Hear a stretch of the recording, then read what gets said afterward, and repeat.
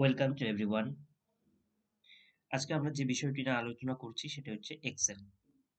এক্সেলের এটা আমাদের প্রথম পার্ট। এক্সেলের সম্পর্কে আলোচনা করতে গেলে আমাদের যে সম্পর্কে বিষয় জানতে হবে সেটা হচ্ছে কলাম এবং র। এই যে আমি এখানে যেটা এর উপর ক্লিক করলাম, এই পুরোটা হচ্ছে কলাম। বি, সি, ডি এগুলোকে কলাম বলে।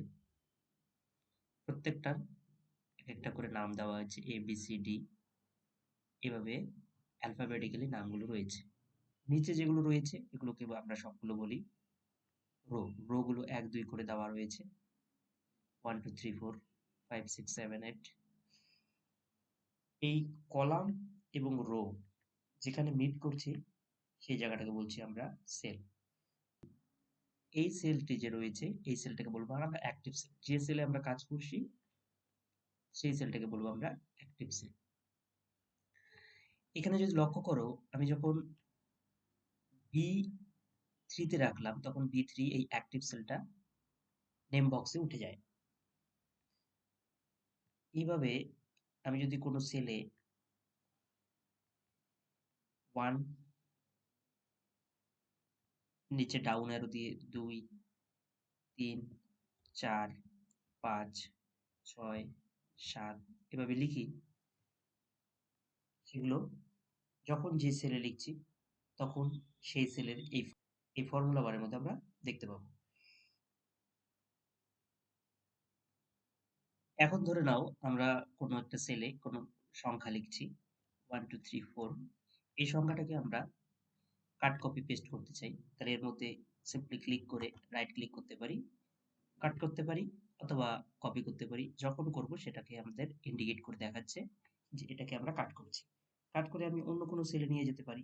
যেমন আমি G6 এ নিয়ে যদি যাই, এখানে সিম্পলি রাইট ক্লিক করে পেস্ট করে দেব। এটা পেস্ট হয়ে যাবে এভাবেই। আরেকটা জিনিস লক্ষ্য করো, এই যে 1, 2, 3, 4, 5, 6 এটাকে যদি আমি পুরোটা যদি সিলেক্ট করতে চাই, পুরোটা আমি সিলেক্ট করে নিতে পারবো এভাবে ড্র্যাগ করে নিয়ে। তারপর আমি যদি পুরো কলামটাকেই আমি কপি পেস্ট করতে চাই, কপি করব, সিম্পলি কপি করে অন্য কোনো কলাম ইসের মধ্যে পেস্ট করে দেব। সিম্পলি পেস্ট, কপি করে পেস্ট করে দিলাম। এভাবেই প্রত্যেকটা সেলকে আমরা কপি পেস্ট বা কাট পেস্ট করে দিতে পারি।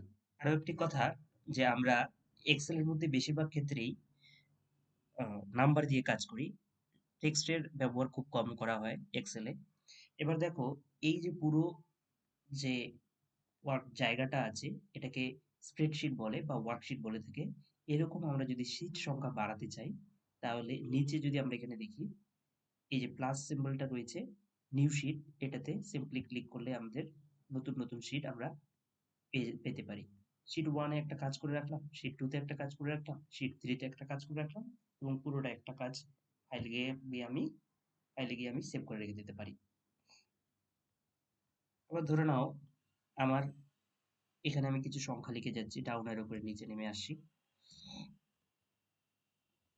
কিছু সংখ্যা লিখে যাচ্ছি। আমার মনে হলো যে আমার এই যে বির পরে সি যে আছে, এখানে এই যে সংখ্যাগুলো রয়েছে এগুলো সংখ্যা অ্যাকচুয়ালি সি তে হওয়া উচিত এবং অন্যান্য সংখ্যা আমি এই ভিতরে রাখবো, বি তে রাখবো। আমি সিম্পলি রাইট ক্লিক করে ইনসার্ট করলে আমি একটা কলামটা নতুন কলাম পেয়ে যাব, ডান দিকে সরে যাবে এই লেখাগুলো। ঠিক তেমনি আমি ধরে নিলাম এর আগে একটা 6, 4, 6 যে এই যে আমার যে রোটা রয়েছে তার আগে কোনো আমি রো অ্যাড করতে চাই, তাহলে তার আমি সিম্পলি ইনসার্ট করে দেব, তার আগে একটা রো অ্যাড হয়ে যাবে। আবার ধরে নাও আমি পুরো কাজটাকেই আমি এই সেগুলো সিলেক্ট করে আমি ডিলিট মেরে দিলে এটা পুরোটাই চলে যেতে পারে। তাহলে আজকে আমরা এক্সেল এর বেসিক কনসেপ্টটুকু নিলাম।